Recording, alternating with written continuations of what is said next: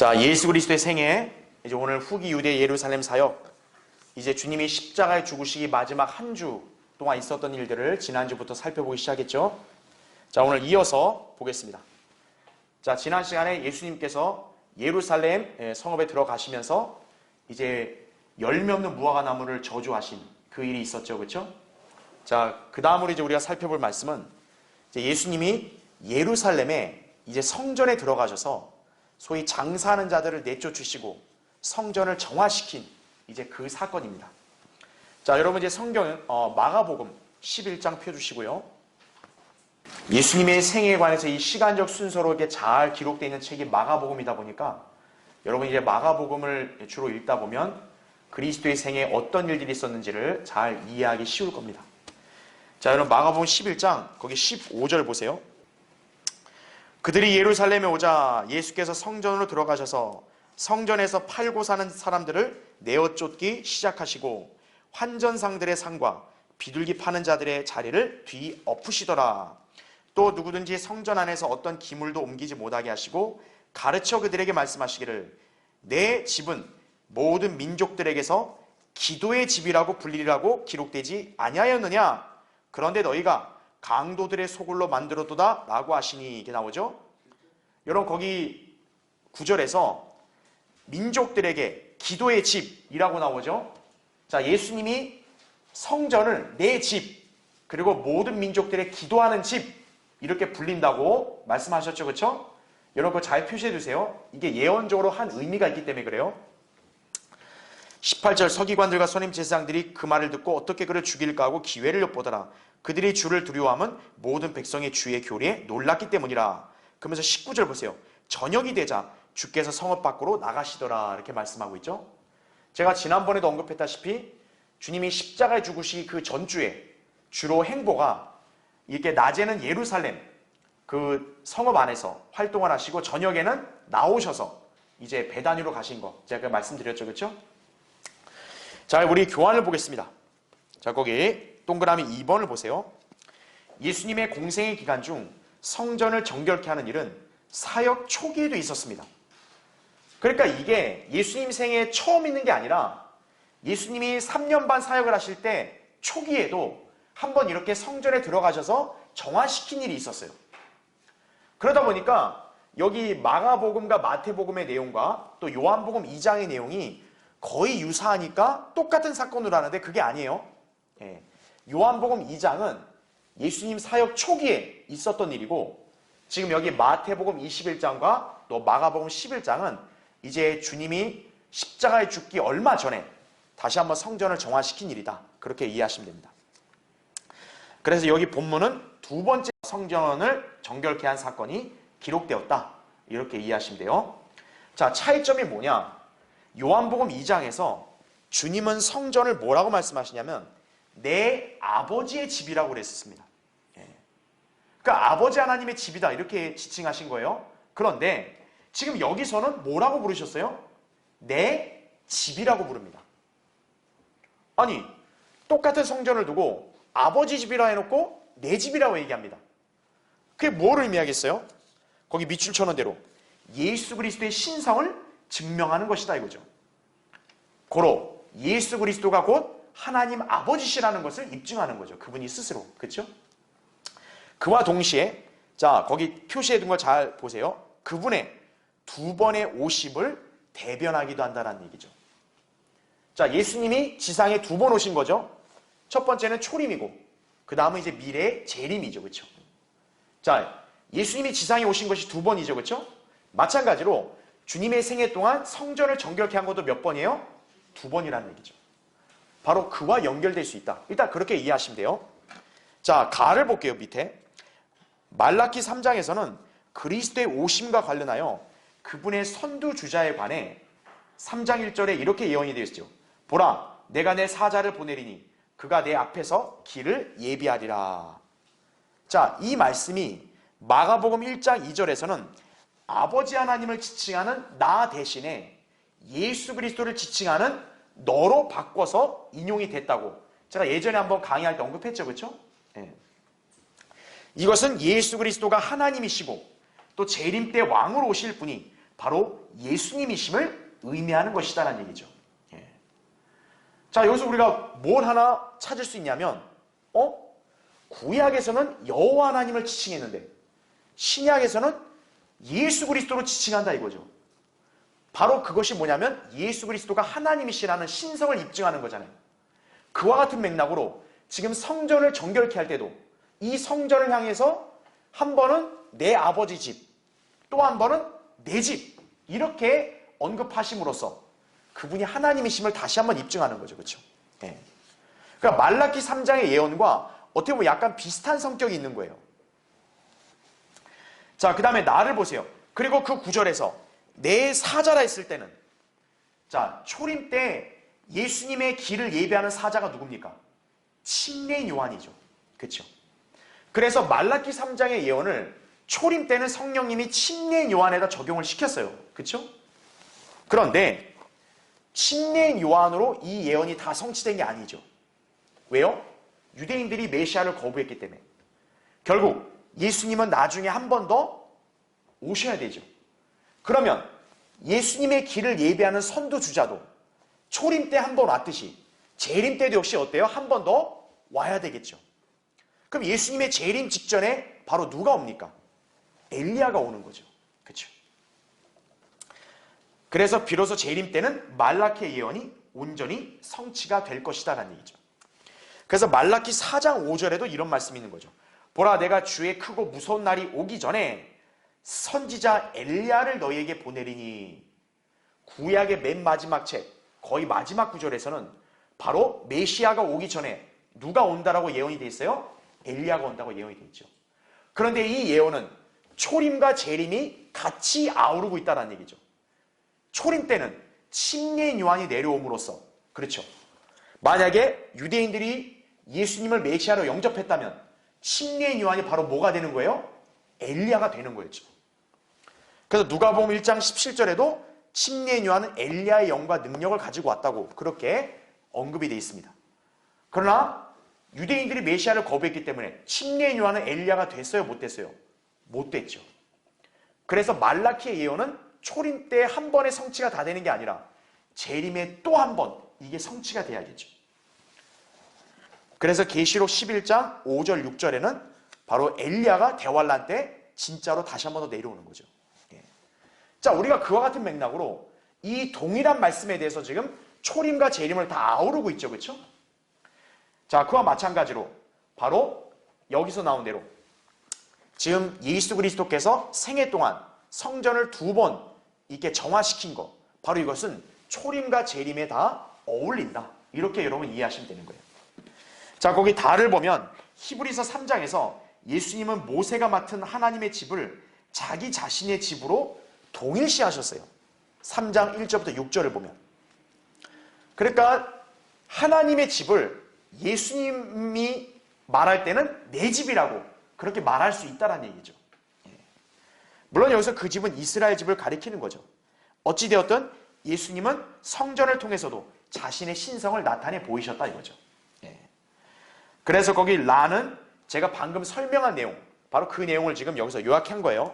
그러니까 여러분 그 밑줄친 거 잘 보시면 됩니다.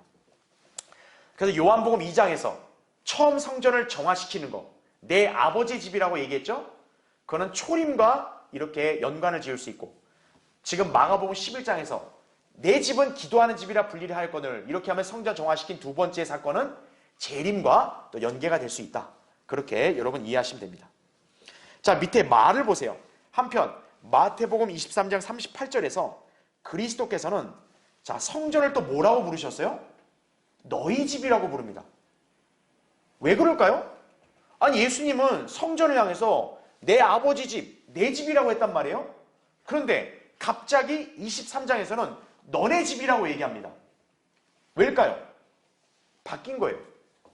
즉, 그리스도께서 영적으로도 물리적으로도 성전을 떠나셨기 때문에 그런 거란 얘기죠. 왜 성전이 아버지나 또는 예수님의 집이냐면 그분이 계셔야 진정한 집이잖아요. 그렇죠? 그런데 뭡니까? 유대인들이 그분을 거부했기 때문에 그분은 떠나시는 거죠. 그래서 우리가 다음 시간에 보겠지만 마태복음 24장이나 마가복음 13장에서는 예수님이 성전에서 나가십니다. 그래서 올리브산으로 가세요. 그러니까 물리적으로도 성전을 떠났죠. 그리고 영적으로도 어때요? 그 배교하고 메시아를 거부한 그 이스라엘에서 떠나시는 거 아니에요. 그러니까 이제 성전은 더 이상 그분의 집이 아닌 거죠. 너네 집이다 이거죠. 너네 집. 그러니까 너네 집은 황폐하여 버림받을 것이라고 그렇게 예언하신 거죠. 그래서 예수님이 재림하기 직전까지는 그 성전에 거하지 않으시는 거죠. 예. 그렇게 여러분이 이해하시면 되겠습니다. 자, 밑에 동그라미 3번 보세요. 예수님께서는 그들에게 말씀하시기를 마태복음 21장 12절에 이렇게 구약의 말씀을 인용하세요. 자, 보세요. 기록되었을 때란 말이 나오죠. 그러니까 기록되었을 때란 말은 구약에 기록되어 있는 예언이라는 거예요. 자, 예수님이 구약의 말씀을 인용하는데 보세요. 내 집은 자, 뭐라 불린다고요? 기도하는 집이라 불리리라 하였거늘 너희가 강도들의 소굴로 만들어두다 하고 이렇게 말씀하시죠. 자, 여러분 지금 예수님이 인용하신 이 말씀은 어디에 있을까요? 자, 교환에 기재해 놓은 대로 이사야 56장 7절에 기록되어 있는 말씀을 예수님이 지금 인용하신 거예요. 자, 그러면 이사야 56장은 문맥적으로 어떤 시대에 해당되는 예언일까요? 거기 제가 밑줄을 쳐놨죠. 교리적으로 언제 적용되는 말씀이에요? 천년 왕국 때 적용되는 말씀인데 지금 예수님은 초림 때 이사야의 그 56장에서 한 구절을 인용해서 지금 초림 때 그 말씀을 적용시키고 있다는 거죠. 바로 부분적으로 인용하신 거다. 여러분이 그거를 잘 이해하셔야 됩니다. 그래서 여러분이 아셔야 될 게 뭐냐면 복음서를 보면요. 예수님이 종종 구약의 말씀을 인용할 때가 있어요. 기록되었을 때. 그러면서 구약에서 어떠한 예언의 말씀을 지금 그분의 초림 때, 공생애 때 이렇게 마치 적용되는 것으로 인용한 말씀들이 있습니다.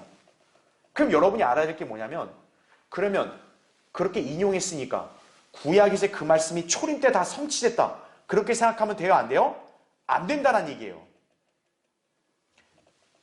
성령님은 세심하게도 구약에서 재림에 관련된 말씀들 있잖아요. 이거를 신약의 초림 때 인용할 때는 전체 다 인용을 하지 않고 일부만 인용을 했다. 여러분이 그렇게 이해하시면 되는 거예요. 그 말은 무슨 의미겠어요? 초림 때 그 예언이 다 성취된 게 아니란 얘기죠. 그러면 나머지 말씀은 당연히 언제 성취가 되겠어요? 재림 때 성취가 돼야죠. 그래야 하나님이 하신 예언의 말씀이 온전히 다 이루어지는 거 아니겠어요? 그렇죠? 그래서 가를 보세요. 비록 예수님께서 초림 때 적용되는 구약의 예언들을 부분 인용하시기도 했지만 사실 그 예언의 문맥은 원래 재림에 관한 구절임을 간과해선 안 된다는 얘기죠. 그래서 밑줄 친 거 보세요. 지금 예수님께서는 성전의 특성에 관해 설명하시고자 이사야 56장에 나온 기도하는 집이라는 표현을 인용하셨지만 실상 이사야 56장에서 성전이 기도하는 집이 된다는 예언은 바로 언제 실현될 것이라고요? 천년 왕국 때 실현될 것이라는 얘기죠. 예. 그러니까 여러분이 아셔야 될 게 이사야는 분명히 이스라엘 국가 안에 있는 성전이 모든 민족들에게 기도하는 집이 될 거다. 그런 예언을 했어요. 근데 예수님이 지금 초림 때 지금 그 성전을 정화시키면서 내 집은 기도하는 집이라 불리리라 하였거늘 이렇게 했을 때 그럼 이사야의 예언이 지금 예수님 그 당대에 성취된 거냐? 그게 아니란 얘기죠.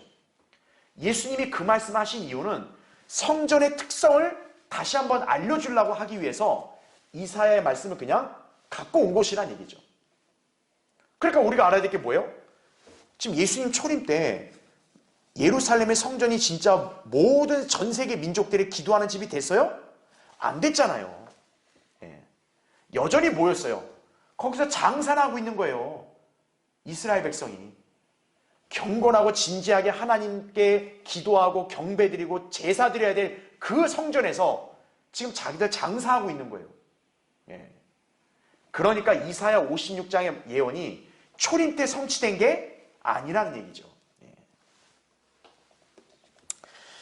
자, 밑에 나를 보세요. 이사야 56장은 천년 왕국 때 실제적으로 제단이 세워지고 그 위에서 실제적인 제사가 드려진다고 말씀하는데 이에 대해서는 에스겔 44장부터 48장에서 확증해 준다라는 거죠. 이와 마찬가지로 안식일도 다시 회복이 된다는 얘기죠. 그래서 이사야 56장 4절에는 안식일도 지켜지는 것이 나와요. 예. 바로 뭐냐면 천년 왕국 때는 지상의 예루살렘의 성전이 있죠. 그렇죠? 그 예루살렘 성전에서 이스라엘 민족뿐만 아니라 천년왕국에 유입된 전 세계 모든 민족들이 바로 천년왕국 예루살렘 성전에 계신 주님께 나와서 경배를 드리고 기도해야 됨을 말씀한 거예요. 예. 바로 그 예언이 천년왕국 때 실현될 것이다 이거죠. 그래서 제가 지난번에도 강의했다시피 천년왕국에는 지상에 문자적인 성전이 있고 또 문자적인 제사가 드려진다라고 제가 언급을 했잖아요. 그렇죠? 자, 다음 페이지 넘겨보세요. 자, 메뉴의 달을 보시면 특히 이사야 56장 7절은 말라키 1장 11절과도 연결이 된다는 얘기죠. 자, 여러분 우리가 처음에 마가복음 읽을 때 예수님이 뭐라고 말씀했어요? 내 집은 모든 민족들에게서 기도하는 집이라 불린다. 이렇게 말씀했잖아요. 그게 무슨 말이에요? 성전에서 유대인만이 아니라 모든 민족들은 이방인들을 다 아우르는 거죠. 그렇죠? 즉 앞으로 예루살렘에 있는 성전에서는 유대인만이 아니라 이방인들도 거기에 와서 기도해야 된다는 걸 말씀하고 있는 거 아니에요. 그렇죠? 바로 그거를 예언하고 있는 말씀이 또 어디에 있냐면 말라키 1장 11절에 있다는 거죠. 자, 그래서 그 교환을 보세요. 그 구절은 이렇게 기록되어 있어요. 이는 해 뜨는 데부터 해 지는 데까지 내 이름이 자 누구 가운데서 위대하게 될 것이기 때문이라 그래 나와요? 이방인들 이거죠. 각처에서 내 이름에 향을 피우며 순결한 제물이 드려질 것이니 이는 내 이름이 이방 가운데서 위대하게 될 것임이라 만군의 주가 말하노라 이렇게 나오는 거죠.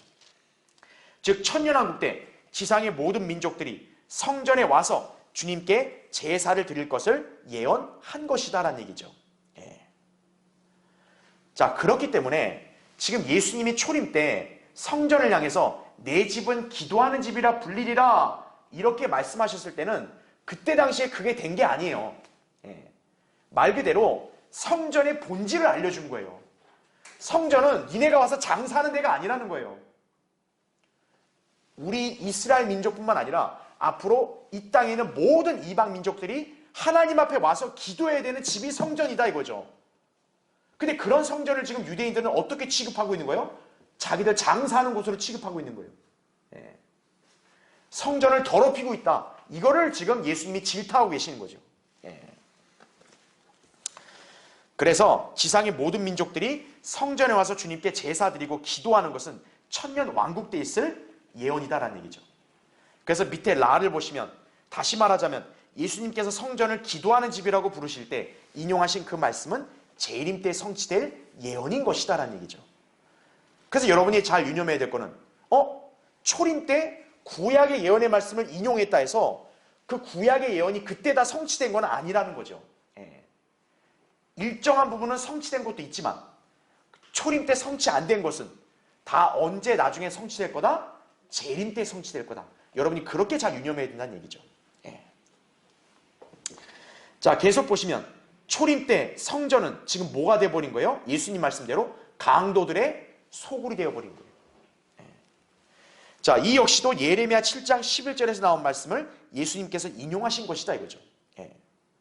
그러니까 경건하고 거룩한 하나님의 집이 지금 강도들의 소굴이 됐다 이거죠. 자, 이 점을 통해서 우리는 초림과 재림을 명확히 구분해야 할 필요를 인지하게 된다는 얘기죠. 예. 아, 그러니까 초림과 재림은 똑같지가 않구나 이거죠. 예. 여기서는 우리는 그 점을 알 수 있다 이거죠. 자, 이제 그 다음에 있었던 일, 괄호 6번 보세요. 저주한 무화과 나무가 말라버린 것을 계기로 기도에 관해 말씀하셨다 이거죠. 마태복음은 21장 20절부터 22절에 나오고요. 우리 펴져 있죠. 마가복음은 거기 11장 보시면 이제 아까 우리 19절까지 봤죠? 20절 보세요. 거기 보면 아침에 그들이 지나갈 때 그 무화과 나무가 뿌리로부터 말라버린 것을 보고 이렇게 나오죠. 여러분 거기 바로 위에 19절은 저녁이 됐다 그랬죠. 그러니까 여러분이 아셔야 될 게 뭡니까? 무화과 나무가 말라버린 것은 그 전날이 있었던 거예요. 그러니까 그 전날 예수님이 예루살렘에 있는 무화과 나무가 잎만 무성하고 열매가 없으니까 저주해버렸잖아요. 그렇죠? 그리고 이제 성전을 정화시키고 저녁에 예루살렘에서 빠져나왔죠. 그리고 여기 20절에 나온 대로 아침이 되니까 다시 예루살렘으로 들어온 거죠. 그래서 이제 그 다음날 아침에 들어오니까 예수님이 저주한 무화과나무가 어떻게 됐겠어요? 말라버려 있겠죠. 그러니까 제자들이 이제 그것을 보고 특히 여기 21절 보면 베드로가 이제 기억이 난 거예요. 이 나무 말라있네? 이거 어제 예수님이 저주한 거 아니야? 기억이 난 거죠. 그러니까 베드로가 다시 예수님께 말씀을 드리는 거죠.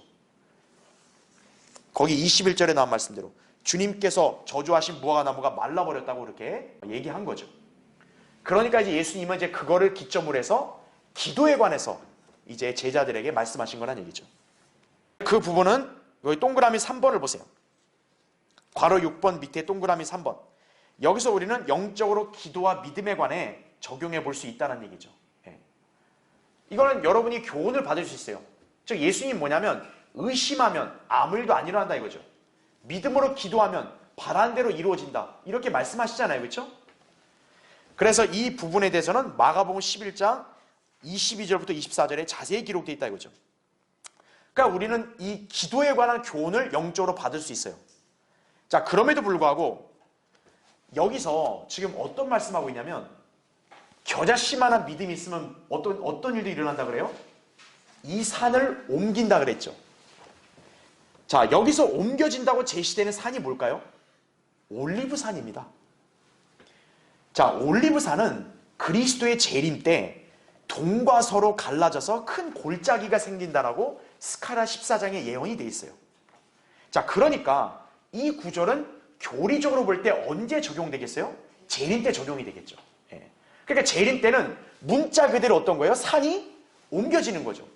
제가 예전에 한번 예언서 강의할 때도 분명히 재림 때 일어날 어떤 한 현상 중에 하나가 산들이 녹아내리고 분명히 산들이 막 옮겨지고 그런 일이 일어난다 그랬잖아요. 그렇죠? 그러니까 지금 여기에 나온 말씀은 사실 교리적으로는 재림 때 적용이 되는 거예요. 문자 그대로 이루어지는 거죠. 산이 막 옮겨지는 거죠. 그러나 영적으로 볼 때는 이거는 기도에 관해서 말씀하실 때 언급하신 거다 보니 우리가 겨자씨만한 그런 믿음과 확신으로 기도하면 놀라운 일이 이루어질 수도 있다. 그렇게 여러분이 영적으로 교훈을 받을 수 있다고 이해하시면 되겠습니다. 자, 동그라미 4번에 여하튼 마태복음 21장 20절부터 22절은 주님께서 저주했을 때 즉시 말라버린 것을 기록하고 있어요. 반면에 지금 마가복음은 말라버린 것을 보고 다시 그걸 언급한 거란 얘기죠. 그러니까 마가복음이 좀 더 자세히 기록된 거예요. 그러니까 예수님이 먼저 저주를 그 전날 했고 그 다음날 다시 이제 성읍에 들어왔을 때 이거에 관해서 다시 언급한 거다. 그렇게 이해하시면 됩니다. 자, 이날은 언제냐? 주님께서 십자가에 못 박히시는 그 주의 셋째 날 화요일이다라는 얘기죠. 그러니까 주님이 이제 6월절에 십자가에 못 박히실 바로 그 전날 화요일날 아침에 있었던 일이다. 그렇게 여러분 이해하시면 됩니다. 자, 그럼 이제 괄호 7번을 보세요. 자, 이제 예수님은 성전으로 들어가셨죠. 그렇죠? 자, 화요일날 아침은 성전에서 말씀을 선포하신 일을 주로 하셨습니다. 그래서 이제 그 순서대로 보면 먼저 권세관의 질문을 받고 대답하신 사건이다 이거죠. 그 동그라미 1번 보시면 그 사건에 대해서는 마태복음 21장 23절부터 27절에 기록되어 있고요. 마가복음은 11장 27절부터 33절에 기록되어 있고요. 누가복음은 20장 1절부터 8절에 이 사건이 기록되어 있습니다. 자, 이게 뭐냐면 거기 동그라미 2번 보세요. 선임제사장들과 백성의 장로들이 주님께 권위에 관해 질문을 하는 거예요. 아니, 당신이 무슨 권세로 이런 일을 행하느냐? 이렇게 따지는 거죠. 자, 이들이 왜 이렇게 물었을까요? 정말로 궁금해서 물었을까요? 아, 주님이 어떤 권세를 행하시냐? 만약에 하늘로부터 온 권세를 행하시면 믿겠습니다. 지금 그런 의도로 이들이 이런 질문을 했을까요? 아니에요. 애당초 이들은 믿을 마음이 없는 거예요. 그냥 따지는 거죠. 꼴 보기 싫어서. 예수님 보고 당신은 도대체 무슨 권세로 이런 일을 하는 거냐고. 그렇게 따지는 거예요. 불순한 동기죠. 자, 그랬더니 주님께서는 이들의 이런 질문에 답변을 하신 게 아니라 주님도 재치 있게 이들에게 다시 묻습니다.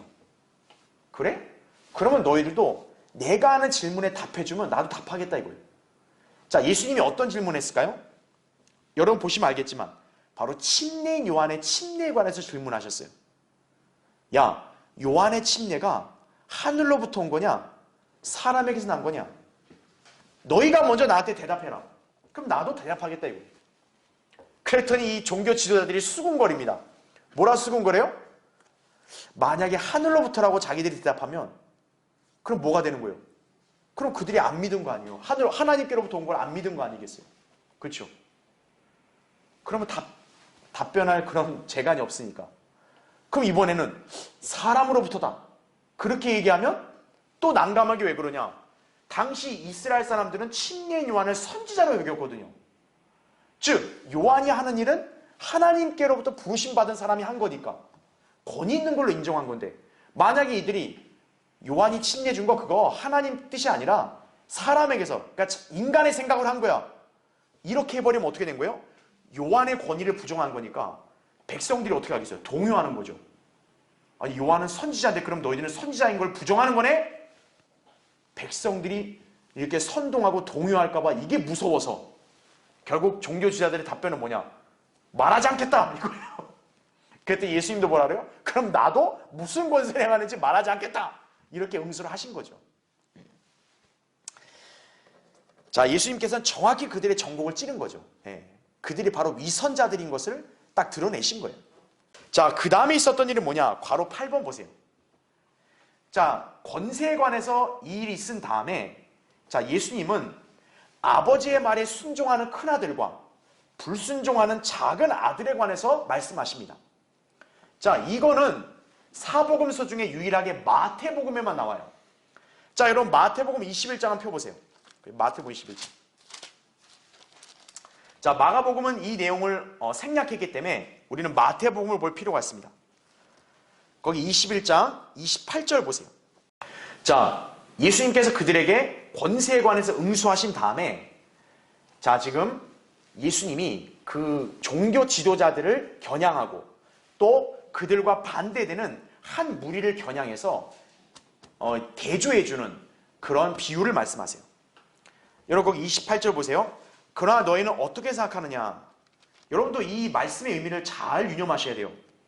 어떤 사람에게 두 아들이 있었는데 첫째에게 가서 말하기를 아들아 오늘 내 포도원에 가서 일하라고 하니 그가 대답하여 말하기를 아니하겠나이다 라고 하더니 나중에 뉘우치고 갔으며, 이거죠. 여러분 첫째 아들의 특성이 어때요? 처음에 반항을 하는데 나중에 뉘우치고 결국 아버지 뜻에 따랐어요, 안 따랐어요? 따랐죠. 갔으니까. 근데 30절 보세요. 둘째에게도 가서 그와 같이 말하니 그가 대답하여 말하기를 예 아버지 가겠나이다 라고 하고는 가지 아니하였더라 이거죠.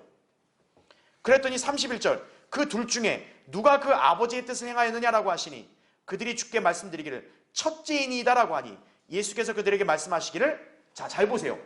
예수님이 왜 이런 예를 들었냐? 바로 이것 때문이에요. 진실로 내가 너희에게 말하노니 세리들과 창녀들이 너희보다 먼저, 자, 어떻게 된대요? 하나님의 나라에 들어갈 것이니라 이거죠. 지금 예수님이 누굴 언급했어요? 세리들과 창녀들이에요. 그 다음에 32절 보세요. 이는 요한이 의의 길로 너희에게 왔으나 너희가 그를 믿지 아니하였기 때문이라. 그러나 세리들과 창녀들은 그를 믿었느니라. 너희는 보고 나서도 뉘우치지 아니하였으며 그를 믿지 아니하였느니라. 이렇게 말씀하고 있죠. 여러분 이 말씀이 어떤 의미를 지금 우리에게 알려주는 것 같으세요? 자, 교환 한번 보세요. 거기 동그라미 2번 보시면, 자, 우리는 읽었으니까 그 맨 밑에 줄을 보세요. 2번의 맨 밑에 줄. 여러분 이 비유의 핵심이 뭘까요? 예수님께서 이 비유를 드시면서 누가 아버지의 뜻을 행했냐 물었잖아요. 그렇죠? 여기서 지금 두드러지는 건 뭡니까? 처음부터 아버지 뜻을 행하는 게 아니라 안 할 것 같다가 나중에 어때요? 뉘우치고 했지요. 예수님이 강조하는 건 뭡니까? 바로 중요한 것은 처음부터 올바르다 이게 아니라 뉘우치고 올바로 행하는 게 중요한 거다. 지금 이걸 강조하는 거거든요. 그리고 아버지의 뜻을 행하는 데 있어서는 뉘우치고 하는 거, 이거를 바로 우리가 어떻게 이해하면 돼요? 회개라고 이해하면 되는 거죠. 회개하고 아버지 하나님의 뜻에 순종하는 것이 중요하다. 지금 이걸 강조하고 있는 거예요. 자, 그래서 동그라미 3번 보세요. 이때 예수님께서는 세리들과 창녀들이 먼저 하나님의 나라에 들어갔다고 말씀하셨어요. 왜냐하면 요한이 제시한 의의 길을 그들은 믿었기 때문이다 이거죠.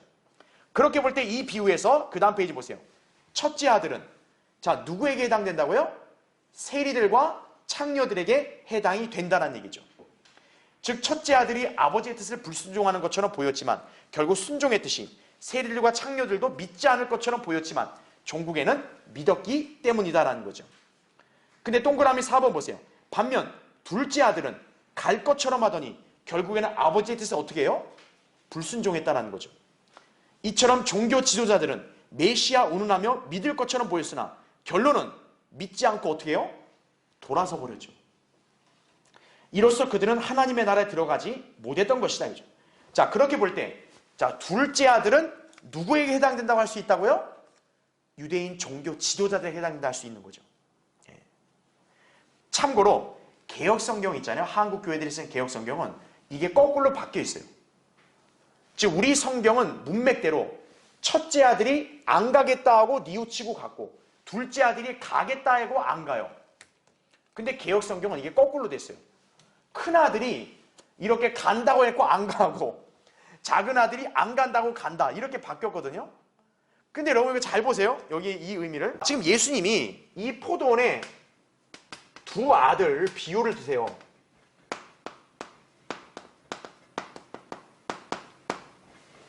자, 첫째 아들, 둘째 아들이 있는데 지금 예수님이 누구와 누구를 대조하기 위해서 이 말씀하신 거냐면 세리들과 창녀들, 그 다음 종교 지도자들이에요.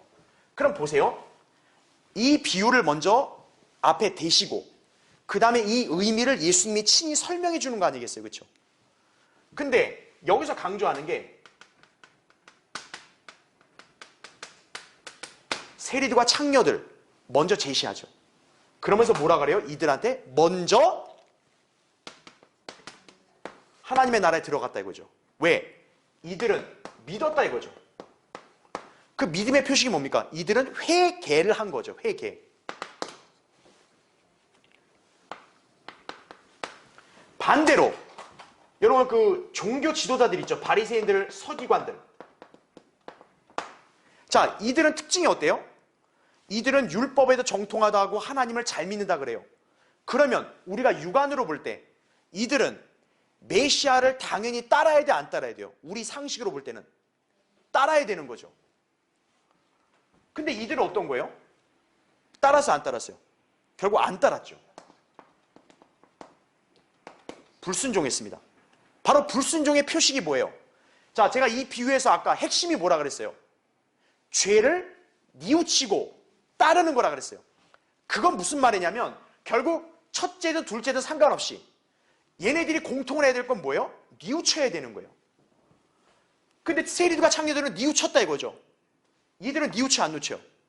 안 뉘우쳤다. 즉 회개했어 안 했어요? 회개 안 했다는 거죠. 그러니까 이들은 의로 상징되는 하나님의 나라를 들어갈 수 있어 없어요? 없었다는 얘기죠. 자, 그럼 보세요. 예수님이 비유를 드시면서 설명하시기를 세리들과 창녀들을 먼저 언급하고 먼저라는 걸 강조했어요. 그렇죠? 제자들도 이 두 아들들 중에 누가 아버지 뜻을 행한 거냐 했을 때 첫째가 행했다라고 그렇게 얘기합니다. 그렇죠? 그러니까 예수님이 제자들의 답변에 그대로 응수하시면서 그래, 세리들과 창녀들이 너희보다 먼저 하나님 나라에 들어갈 거다. 이걸 얘기한 거죠. 바로 순서가 첫째, 둘째 하면서 첫째가 처음에는 어때요? 불순종해요. 근데 회개하죠.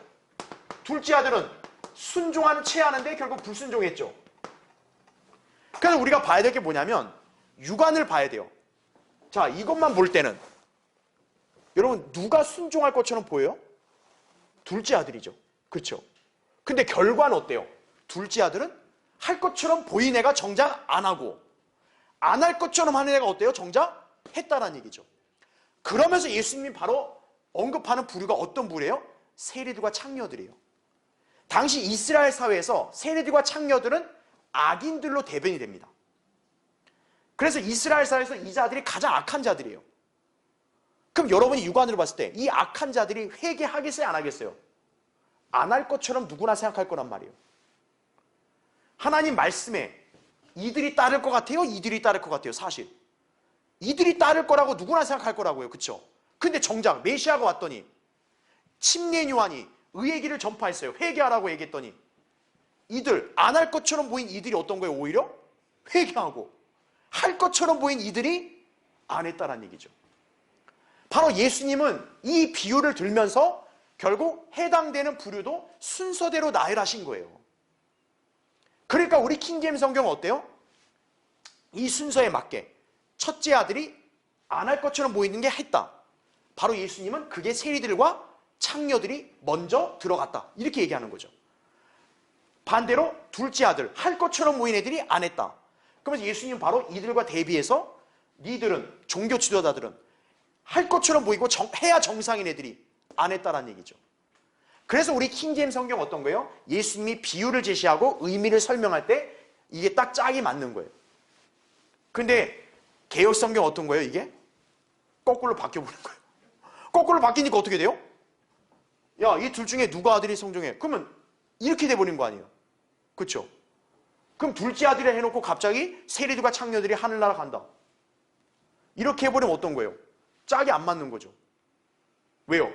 세리들과 창녀들이 먼저 간다란 말이 있다면 이 서열 중에서도 첫째 아들이 먼저 가는 걸로 해야 짝이 맞는 거죠. 근데 개역성경은 이것도 바뀌어버린 거예요. 네. 다른 변개된 성경들도 킹제임스 성경처럼 이렇게 첫째 아들이 순종하는 거 돼 있는데 딱 유일하게 엉터리로 돼 있는 게 우리나라 개역성경하고 미국의 NIV 딱 두 개예요. 이 두 개만 바뀌어 있는 거예요, 순서가. 네. 심각하죠? 네. 그럼 우리가 잘 알아야 됩니다. 자, 이제 괄호 9번을 보겠습니다.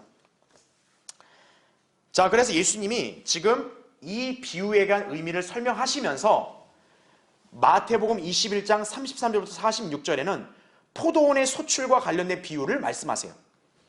자, 이거는 마가복음 12장에도 있어요. 12장 1절부터 12절에도 있고 누가복음 20장 9절부터 18절에도 있습니다. 그러니까 마가복음에서는 이 두 아들에 관한 비유는 없어요. 그러니까 거기는 생략되어 있고 바로 아까 있었던 사건에서 일로 넘어왔다. 그렇게 이해하시면 돼요. 자, 그러면 이 비유는 어떤 의미냐? 거기 동그라미 2번 보세요. 이 비유에서 자, 집주인은 누구라고요? 하나님이시고 상속자는 누굽니까? 예수 그리스도이시고 포도원은 이스라엘을 가리킵니다. 즉 아들이 받을 유업이죠. 자, 마태복음에서는 포도원을 비유할 때는 항상 천국과 연관이 있다 그렇게 생각하시면 되는 거예요. 즉 하나님이 천국을 어느 민족에게 주기로 약속했어요? 이스라엘 아니에요. 그러니까 여기에 포도원도 이스라엘을 가리키는 거죠. 그 이스라엘을 이렇게 통치할 왕은 누군 거예요? 하나님의 아들 예수 그리스도인 거죠. 자, 이 포도원에서 예수님이 비유를 어떻게 설명하냐면 이 포도원 주인, 집주인이 이제 농부들을 임명해가지고 이게 포도 이렇게 수확을 하게 한 다음에 소출을 가져오라고 이 집주인이 종들을 보내요. 그러면 농부는 당연히 어떻게 해야 돼요? 그 소출을 당연히 그 종들한테 줘야 될 거 아니에요. 근데 어떻게 하는 거예요? 이 농부들이 종들한테 주기는커녕 내쫓아버리고 막 종들을 패요. 그럼 그 주인의 입장에서 이게 말이 되겠어요? 말이 안 되죠. 그런데 이 집주인이 참고 그래, 내 종들을 저렇게 대하면 내 아들을 보내자. 그 최소한 내 아들을 보내면 내 아들만큼은 저렇게 안 대하겠지. 자, 그랬는데 농부들이 아들이 온다니까 어떤 거예요? 저 아들을 상속자니까 죽여버리고 상속자가 죽고 이 포도를 우리가 차지하자. 이렇게 모의를 꾸민 다음에 상속자 아들을 죽여버려요. 그러면 그 집주인 입장에서 어떻게 했어요? 그 농부들 어떻게 대하겠어요? 가만 안 두겠죠. 그렇죠. 바로 예수님이 이 비유를 드신 것은 지금 이스라엘의 종교 지도자들이 그와 똑같다는 얘기죠. 예. 그래 여러분 보세요. 거기 40절 보세요. 마태복음 22장 40절에 자, 예수님이 이 비유를 들면서 묻습니다. 그러므로 포도원 주인이 오면 그 농부들에게 어떻게 하겠느냐라고 하시니 41절 그들이 주께 말씀드리기를 그가 그 악한 자들을 어떻게 한다고요? 비참하게 죽일 것이며 그죠? 당연하죠. 네. 또 그 포도원을 잘 보세요. 제때에 소출을 바칠 자 누구에게 새로 준다고요? 다른 농부들에게 새로 준다. 이렇게 말합니다. 자, 그러면서 예수님이 이 의미를 이렇게 설명하세요. 거기 43절 보세요. 그러므로 내가 너희에게 말하노니 하나님의 나라를 어떻게 한대요? 너희에게서 빼앗아 그 소출을 가져올 민족에게 주리라 이렇게 말씀하죠. 자, 그럼 이제 이 의미에 대한 설명을 한번 볼게요. 거기 제가 동그라미 3번을 설명드렸으니까 그 밑에 가를 보세요. 자, 포도원 주인이 오면 마태복음 21장 40절에 이 말씀이 있죠. 자, 일단 포도원 주인이 오면 이 악한 자들을 다 죽여버린다 그랬죠. 자, 이건 꼭 뭡니까? 메시아이신 예수 그리스도를 거부하고 죽음에 넘겨준 자들에게 멸망의 심판에 관한 예고가 되겠죠. 자, 역사적으로 볼 때는 언제겠어요? AD 70년 로마가 예루살렘 침공해서 완전히 황폐화시키고 그들을 다 죽여버리고 내쫓아버렸죠. 예. 역사적으로는 거기에 해당이 되겠죠. 자, 그런 다음에 어떻게 됐어요? 이스라엘을 통한 왕국 시대가 끝나고 잠시 연기되고 무슨 시대로 바뀌었어요? 교회 시대로 바뀌었죠. 예. 자, 그러나 교리적인 적용은 언제입니까?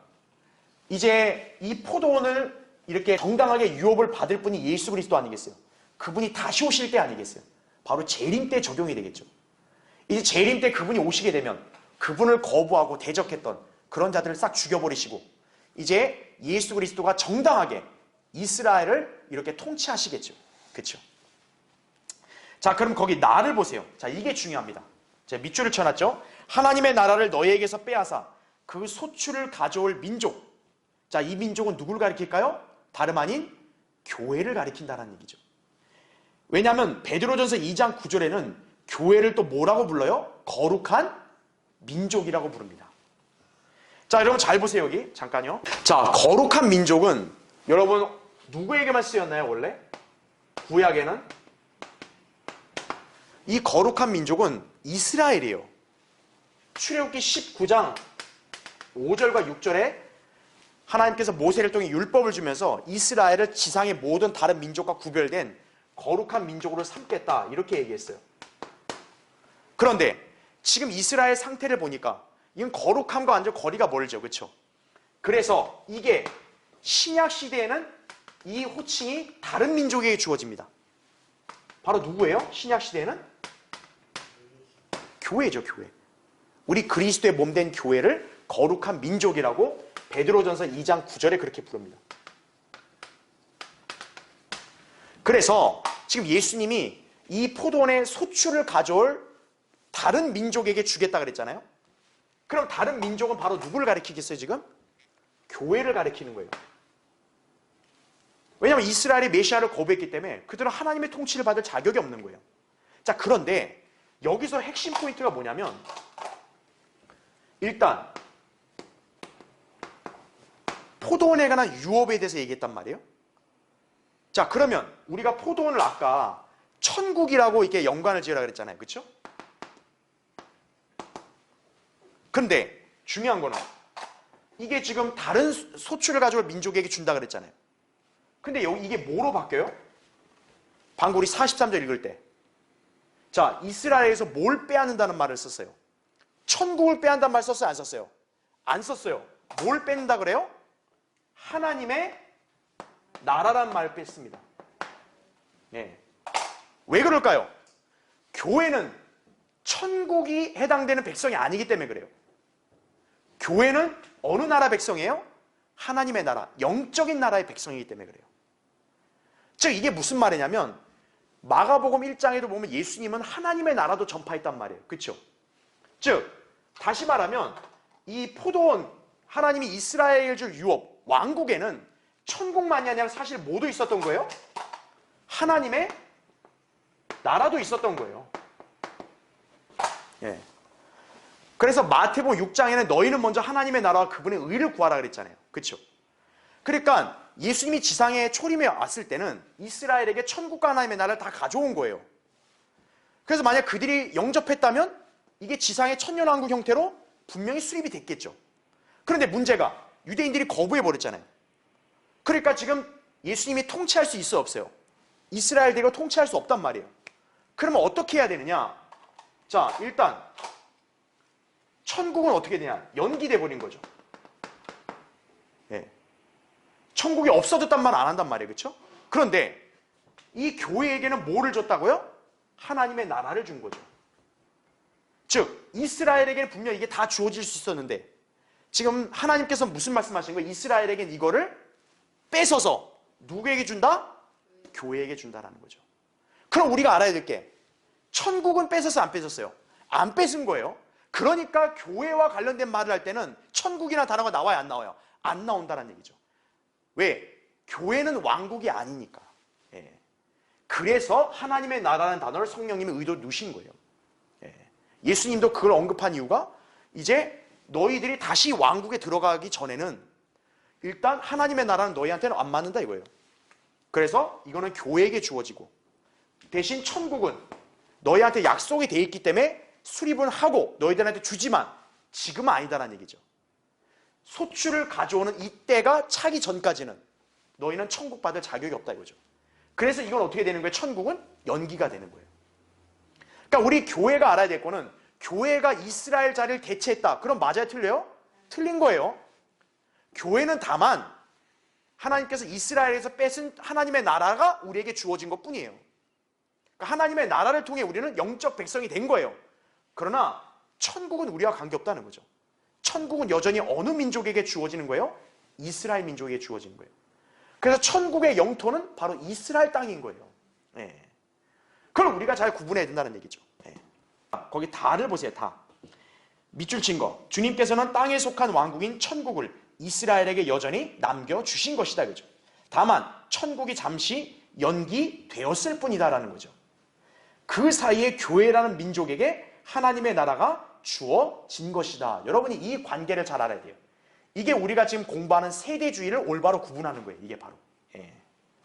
그러니까 지금 초림과 재림 사이에 교회 시대가 있는 거예요.